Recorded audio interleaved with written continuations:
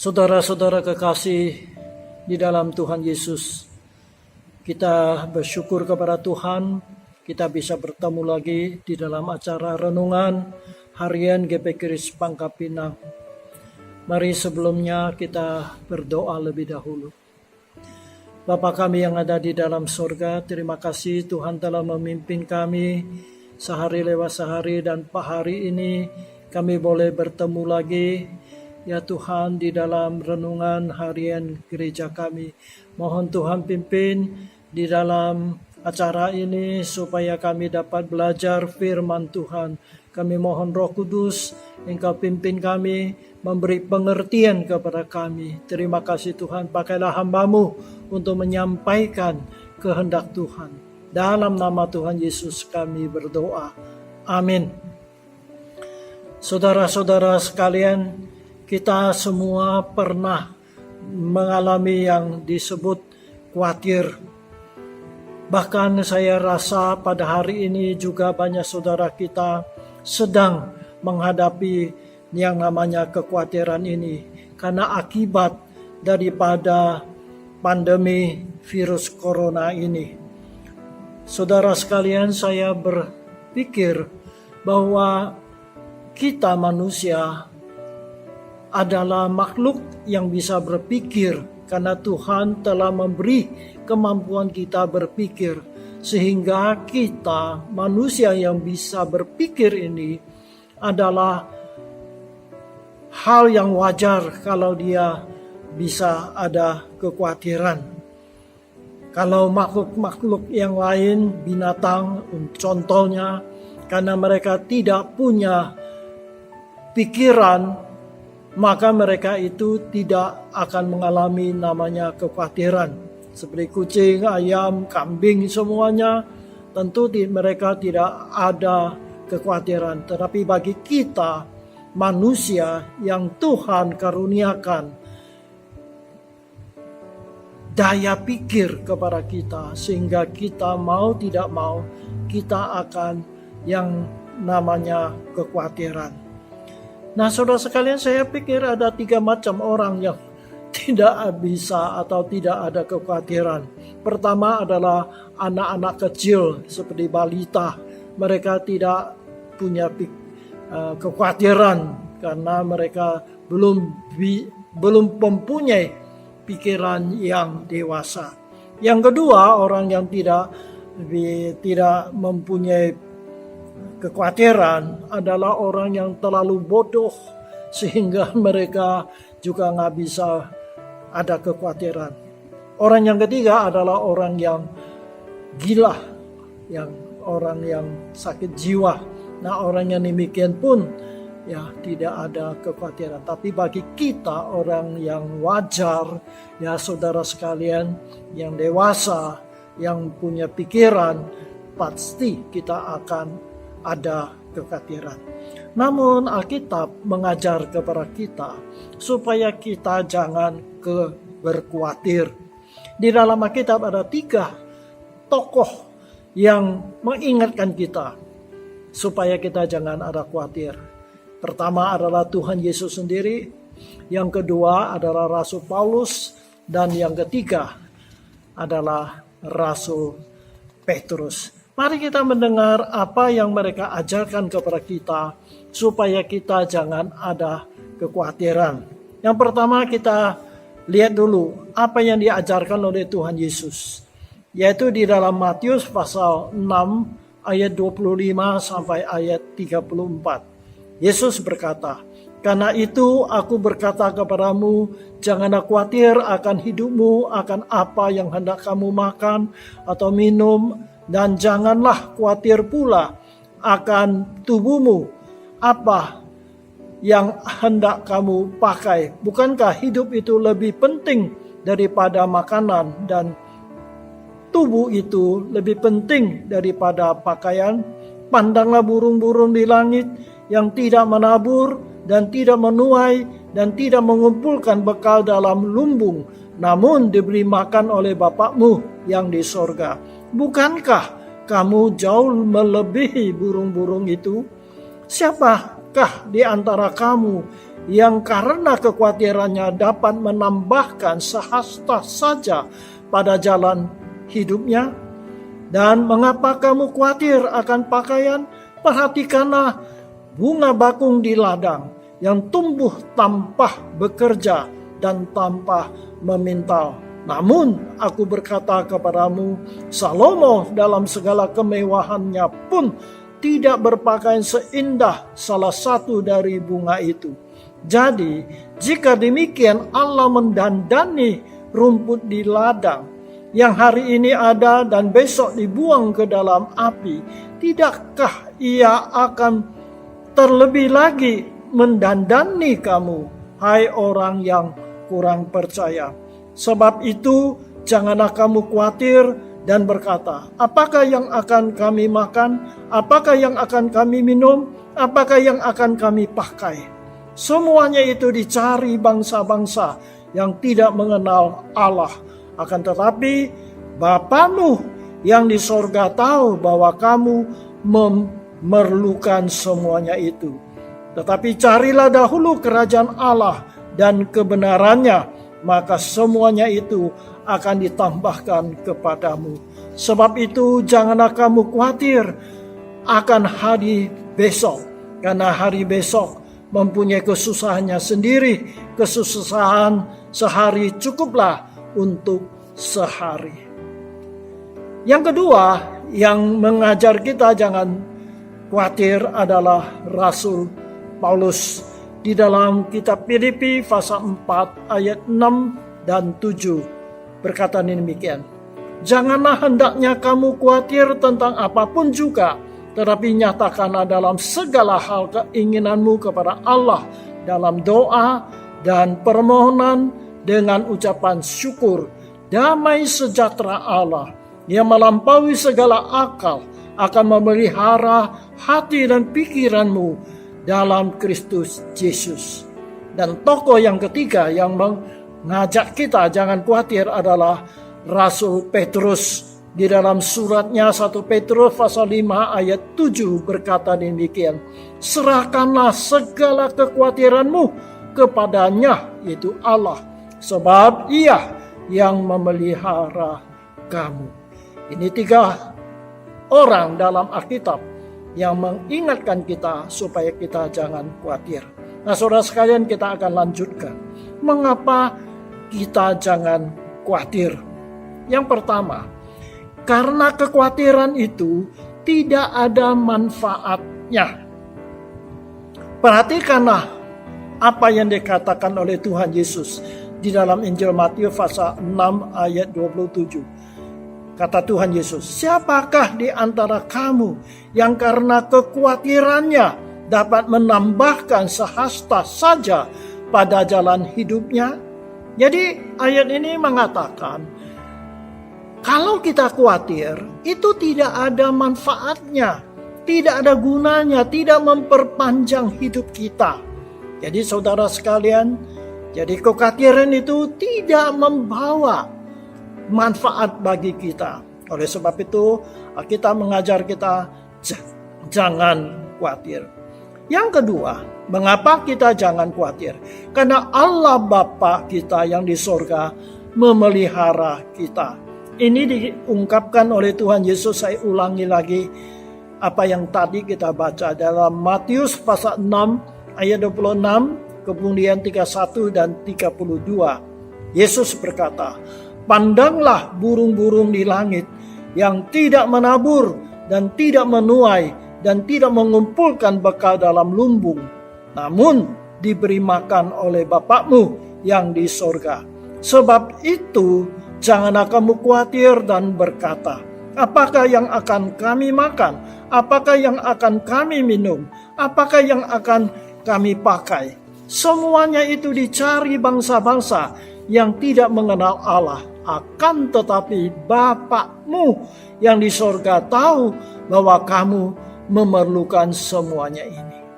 Nah, saudara sekalian, di sini kita lihat Tuhan Yesus mengingatkan kita bahwa kalau Tuhan memelihara burung-burung di udara dan mendandani bunga-bunga di padang, apalagi kita sebagai anak-anaknya. pasti akan lebih diperhatikan oleh Tuhan kita. Oleh sebab itu saudara sekalian, kita punya Bapa yang mengasihi kita. Tuhan yang Maha Kuasa. Dia yang memperhatikan kita. Oleh sebab itu, mari kita beriman kepada Dia, bahwa Dia baik dan akan memelihara kita. Itulah sebabnya yang kedua, supaya jangan kita khawatir. Dan alasan yang ketiga, yaitu kekhawatiran itu menandakan bahwa kita ini kurang beriman kepada Tuhan. Dan kekhawatiran ini akan membuat kita kehilangan sukacita. Saudara sekalian, orang yang khawatir karena dia tidak percaya bahwa Tuhan itu bisa memelihara dia. Dan orang yang khawatir ini juga pasti kehilangan sukacitanya. Nah, saudara sekalian, bahkan orang yang khawatir ini tidak saja kehilangan sukacitanya, bahkan hidup di dalam ketakutan. Saudara sekalian, orang yang khawatir, orang yang takut ini sangat mengganggu kesehatan kita. Saudara sekalian, membuat kita tidak bisa tidur, membuat kita makan tidak ada nafsu. Akhirnya kita akan mengalami yang namanya sakit. Saudara sekalian, kita juga harus ingat, apa yang kita khawatirkan belum tentu akan terjadi. Banyak orang khawatir ini dan itu, padahal itu belum terjadi. Dan mungkin sekali hal itu tidak bakalan terjadi menurut menurut pikiran orang atau perhitungan orang. Hampir 30% yang dikhawatirkan seseorang, padahal itu tidak akan terjadi. Oleh sebab itu, saudara sekalian, mari kita beriman kepada Tuhan. Mari kita serahkan segala kesulitan kita kepada Tuhan. Dan yang ketiga, bagaimana supaya kita ini tidak menjadi kekhawatiran. Nah, saudara sekalian, tadi kita sudah baca di dalam Alkitab. Saya ulangi lagi di Filipi pasal 4 ayat 6 dan 7 yang dikatakan oleh Rasul Paulus. Janganlah hendaknya kamu khawatir tentang apapun juga, tetapi nyatakanlah dalam segala hal keinginanmu kepada Allah dalam doa, permohonan dengan ucapan syukur. Damai sejahtera Allah yang melampaui segala akal akan memelihara hati dan pikiranmu dalam Kristus. Demikian juga Petrus menasihat kita di dalam 1 Petrus pasal 5 ayat 7. Saya ulangi lagi. Serahkanlah segala kekhawatiranmu itu kepada Tuhan. Nah, saudara sekalian, di sini kita lihat apa yang diajarkan oleh Tuhan kepada kita, yaitu berdoa kepada Tuhan. Bagaimana kita supaya kita jangan khawatir, yaitu Paulus mengatakan melalui doa kita. Jadi doa itu adalah salah satu cara yang penting supaya melalui doa kita menyerahkan segala persoalan kita kepada Tuhan. Kita tahu memang Tuhan itu maha tahu. Sebelum kita berdoa, Tuhan sudah tahu apa yang menjadi pergumulan kita. Dan dia tahu apa yang dibutuhkan oleh kita. Tetapi Tuhan mau kita datang kepada dia, menceritakan segala kesulitan kita, kesusahan kita kepada dia. Karena dia ingin menolong kita. Oleh sebab itu, saudara sekalian, marilah kita setiap hari datang kepada Tuhan, menyerahkan segala kekhawatiran kita kepada dia. Dan dia akan mendengar doa kita. Dan dia akan menolong kita. Yang kedua, saudara sekalian, kalau kita sudah berdoa, menyerahkan segala kesulitan kita, kekhawatiran kita kepada dia, maka kita harus beriman bahwa Tuhan akan menolong kita. Saudara sekalian, Tidak berarti kalau kita sudah menyerahkannya kepada Tuhan di dalam doa, maka kita tidak usah lagi berusaha. Kita tinggal tenang saja, tidak mau melakukan sesuatu. Tetapi saudara sekalian, harus kita ingat, sesudah kita menyerahkannya kepada Tuhan, kita tetap harus ada usaha kita. Kalau dulu kita mengandalkan kepintaran kita, mengandalkan kehebatan kita, mengandalkan ijazah kita barangkali dan sebagainya. Tetapi sekarang kita bersandar kepada Tuhan. Kita tetap berusaha, tetapi kita menyerahkannya kepada Tuhan. Minta Tuhan memimpin kita. Jadi saudara sekalian, beda. Kalau dulu kita mengandalkan kekuatan kita, kepintaran kita sendiri, tetapi sesudah kita berdoa, menyerahkannya kepada Tuhan, kita tetap berusaha. Tetapi kita percaya bahwa Tuhan akan membimbing kita. Nah saudara sekalian, ambil contoh saja. Kalau kita sedang nganggur, kita mencari pekerjaan. Sebelumnya kita mencari pekerjaan dengan segala cara kita. Tetapi sesudah kita berserah kepada Tuhan, berdoa kepada Tuhan, menyerahkannya kepada Tuhan, bukan berarti kita tenang aja di rumah, tidak mau bekerja, tidak mau berusaha, duduk-duduk saja. Tidak, kita tetap harus berusaha, pergi mencari pekerjaan. Tetapi kita percaya Tuhan akan menuntun kita. Jadi kita tidak boleh hanya berdoa lalu kita tidak melakukan apapun juga. Saudara sekalian, kita harus tetap bekerja. Apa yang menjadi bagian kita, apa yang menjadi tanggung jawab kita, harus kita lakukan. Bagian yang akan Tuhan lakukan. Tapi bagian kita harus kita lakukan. Jadi saudara sekalian, ada yang bagian yang akan dilakukan oleh Tuhan untuk kita. Tetapi ada bagian yang harus kita lakukan. Tuhan Yesus mengatakan bahwa Bapaknya atau Allah memelihara burung-burung di udara. Tuhan akan memberi mereka makanan. Tetapi apakah burung-burung itu tinggal di sarangnya saja, lalu buka mulut, lalu Tuhan Allah menurunkan makanan langsung ke mulut mereka? Tidak. Burung-burung itu tetap harus bekerja. Dia harus bangun pagi-pagi pergi mencari makanan. Namun Tuhan Yesus berkata, Bapaknya memelihara mereka. Tuhan akan memimpin mereka mendapat makanan. Jadi burung itu tidak hanya tinggal di sarang menunggu Allah mengirim makanan kepada mereka, tetapi mereka harus bekerja. Dibikin juga saudara sekalian. Kalau kita menyerahkan segala kekhawatiran kita kepada Tuhan, tidak berarti kita ini tidak usah ada usaha lagi, tidak usah bekerja lagi, tunggu saja. Tidak. Kita tetap harus bekerja. Bagian yang Tuhan lakukan, Dia akan lakukan untuk kita. Tetapi ada bagian yang harus kita lakukan. Itu menjadi tanggung jawab kita. Oleh sebab itu saudara-saudara dalam Tuhan Yesus, dampak pandemi virus corona ini luar biasa. Mengancam kesehatan manusia, juga mengancam ekonomi kita. Banyak di antara kita yang kehilangan pekerjaan. Bisnis kita hancur. Sehingga kebutuhan hidup menjadi beban yang berat. Kita seperti hilang akal. Kita tidak tahu harus berbuat apa untuk mencukupi kebutuhan hidup di dalam keluarga kita.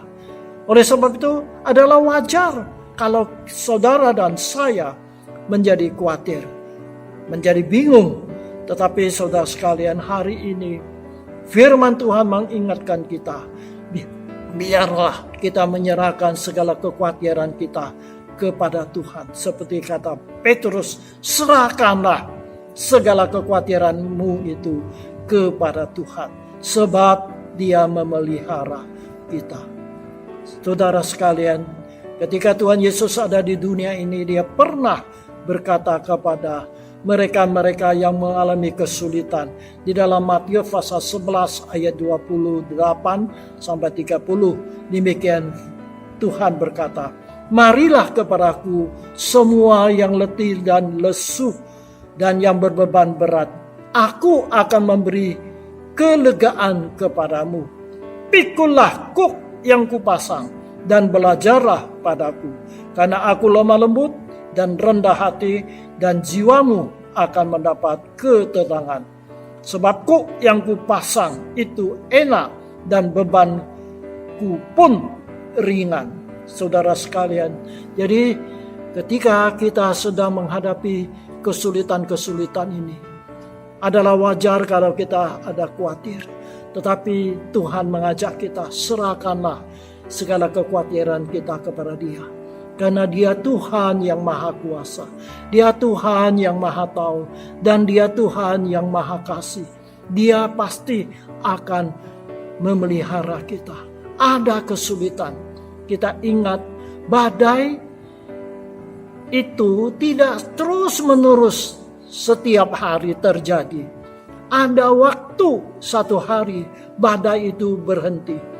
Waktu badai mengamuk, kita harus ingat matahari tetap bersinar di atas. Walaupun kita tidak melihat matahari, tetapi kita harus yakin satu hari badai itu akan lewat dan selesai, dan kita akan melihat matahari lagi.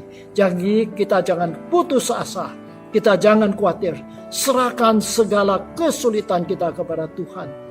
Seperti kata Raja Daud, Dia Allah itu adalah gembala kita yang baik. Dia menuntun kita melewati bayang-bayang maut, melewati waktu-waktu yang sulit. Saya pernah mendengar satu kesaksian yang diucapkan oleh seorang pendeta yang di Taiwan, namanya Uyung. Uyung ini tidak pakai titel pendeta, tapi dia pakai titel atau sebutan penatua. Jadi satu hari dia bersama dengan, dia tinggalnya melayani di Taiwan. Satu hari dia bersama dengan istrinya semuanya pergi ke Amerika. Nah, saudara sekalian, di situ dia diundang untuk khotbah. Nah, selesai khotbah, tiba-tiba ada seorang ibu dengan anak-anaknya datang kepada ibu pendeta. Nah, ibu ini berkata kepada anak-anaknya, "Inilah orang yang telah menyelamatkan kita."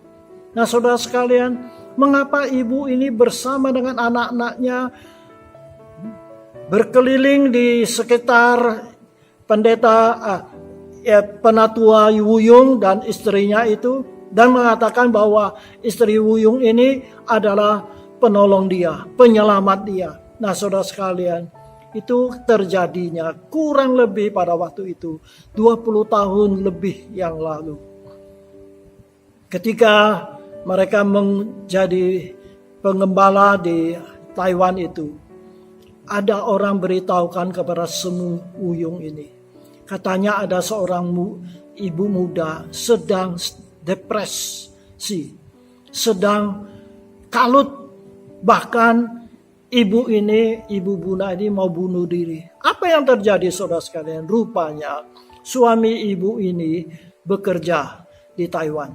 Satu hari entah bagaimana tangannya kejepit oleh mesin sehingga hancur tangannya. Lalu dibawa ke Jepang untuk diobati. Karena pada waktu itu Taiwan masih dijajah oleh Jepang. Bawa ke Jepang untuk diobati. Nah, kemudian ibunya ini menyusul ke sana. Tapi apa yang terjadi? Bukan saja tangannya tidak sembuh, tetapi karena terlalu lama dibawa ke sana, sehingga tangannya menjadi infeksi dan racunnya masuk ke dalam tubuhnya. Sehingga suaminya ini meninggal dunia di Jepang. Nah, ibu ini kembali ke Taiwan. Dia putus asa. Dia ingin bunuh diri. Tetapi dia mengingat masih ada 3 anak gadisnya yang anaknya yang masih kecil. Jadi satu pihak dia ingin bunuh diri. Tapi satu pihak dia kasihan sama anak-anak kecilnya. Pada waktu itulah dia bingung. Bahkan dia rencana memang mau bunuh diri. Ada orang beritahukan kepada semua Uyung ini. Coba nengok dia. Akhirnya istri atau ibu Uyung ini mengunjungi dia. Waktu itu dia belum Kristen, belum percaya Tuhan. Semua Uyung ini datang kepada dia. Hibur hatinya dan membantu dia. Melewati masa-masa yang sulit. Beri dia semangat supaya dia jangan putus asa. Dan memimpin dia menjadi percaya kepada Tuhan Yesus. Nah, saudara sekalian, akhirnya ibu ini dikuatkan. Dia menjadi percaya kepada Tuhan Yesus dan mulai dia bekerja dan membesarkan anaknya. Kemudian mereka pindah ke Amerika. Pada waktu tua-tua Uyung dan istrinya mengunjungi Amerika, bertemulah mereka di sana. Saudara sekalian, inilah satu contoh. Ketika ibu muda ini mengalami hal yang demikian berat, dia sudah putus asa. Dia ingin bunuh diri. Tetapi untunglah Tuhan menolong dia. Akhirnya dia menjadi percaya dan beriman kepada Yesus. Dan dia membesarkan anaknya. Oleh sebab itu ketika dia bertemu dengan tua-tua Uyung dan semuanya di Amerika. Dia berkata, inilah orang yang menolongkan kita. Inilah orang yang menyelamatkan kita. Saudara sekalian, kita mungkin hari ini juga mengalami kesulitan. Persoalan. Kita bingung, kita tidak tahu apa yang harus kita lakukan. Tapi jangan lupa Tuhan kita maha kuasa. Dia peduli kita. Paulus mengatakan, serahkanlah segala kekhawatiran kita kepada Tuhan melalui doa. Oleh sebab itu saudara sekalian, saya mengajak kita setiap hari, pagi atau malam, datanglah, serahkanlah segala kekhawatiran kita, segala beban kita kepada Tuhan. Ceritakanlah kepada Dia. Dan saya yakin satu saat kesulitan-kesulitan kita ini akan kita lewati. Kiranya Tuhan menolong kita. Amin. Mari kita berdoa. Bapa kami yang ada di dalam surga, terima kasih ya Tuhan. Kami hidup dalam dunia ini banyak kesulitan, masalah, sehingga kami kadang-kadang menjadi putus asa. Kadang-kadang kami hidup dalam kekhawatiran. Tetapi kami bersyukur kepada Engkau. Karena Engkaulah Tuhan kami yang baik. Engkau Tuhan yang mengasihi kami. Engkau Tuhan yang maha kuasa. Oleh sebab itu tolong kami. Supaya kami beriman kepada Engkau. Bersandar kepada Engkau. Kami percaya. Kesulitan yang bagaimanapun yang kami hadapin hari ini. Pada satu hari akan lewat. Terima kasih Tuhan. Engkaulah gembala kami yang baik. Engkaulah penolong kami. Terima kasih Tuhan. Dalam nama Yesus kami berdoa. Amin. Terima kasih saudara sekalian. Kiranya Tuhan menolong kita. Dan sampai berjumpa lagi pada kesempatan yang lain. Amin.